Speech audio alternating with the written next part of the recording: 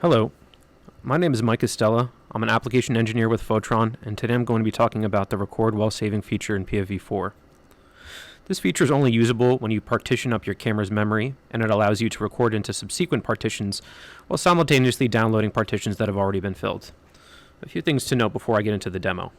This feature is available with the following cameras: the Fastcam Nova R and S series, the Fastcam SAZ, SAX, and SAX2, and the Fastcam Mini AX and WX.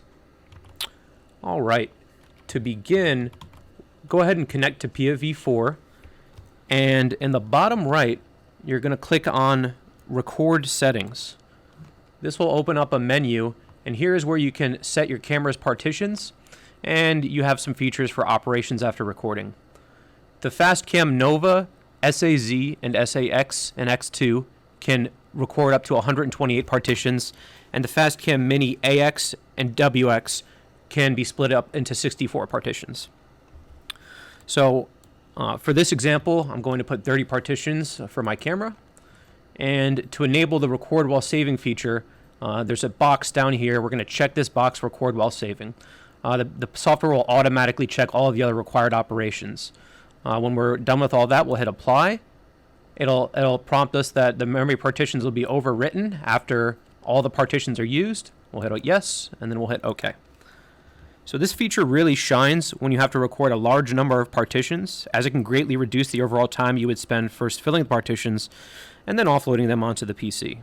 This will allow you to do both simultaneously. So again, in this example, I have 30 partitions on the Fastcam Nova, and when I click the record button down here, it'll prompt me to select a path to offload my partitions. Now you can edit that path here that you want to save your partitions to, edit your file name, and do things like change your file format. Once you've got all those settings to your liking, we'll go ahead and hit OK. So now it knows where we're going to be writing those partitions into, and the camera is armed and is waiting for a trigger. Now every time I send the camera a trigger signal, it'll fill up the partition and automatically start downloading it into the path that I've selected.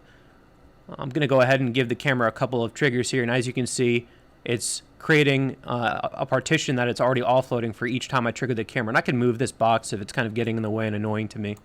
So I have 30 partitions, so I can keep triggering the camera all the way up to 30. And after I fill up all 30 partitions, the recordings will loop back and begin recording into partition 1 and 2 and so on. There is the potential for the camera to catch up with itself if there's minimal time between triggers.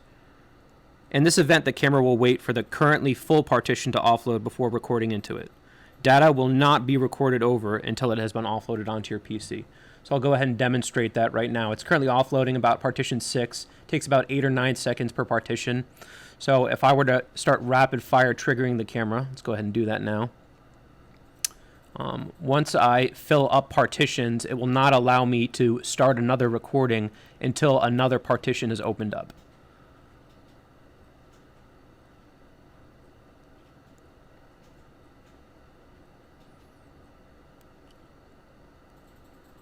All right, so now we're looping back into the first, second, third, fourth, and so on partition, because we've already offloaded those, so they're opened back up.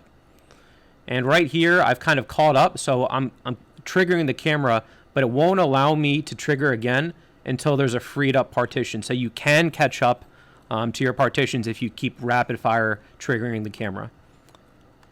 So we can go all the way back up here and see where our progress is. And as more partitions fill in, you'll be able to trigger more recordings and create more partitions. And you can keep creating partitions until you theoretically run out of hard drive space.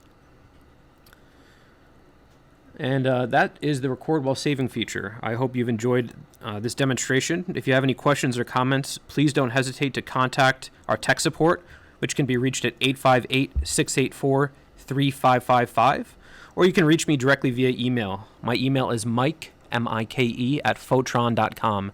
That's Mike at Photron.com. Thank you for watching, and have a great day.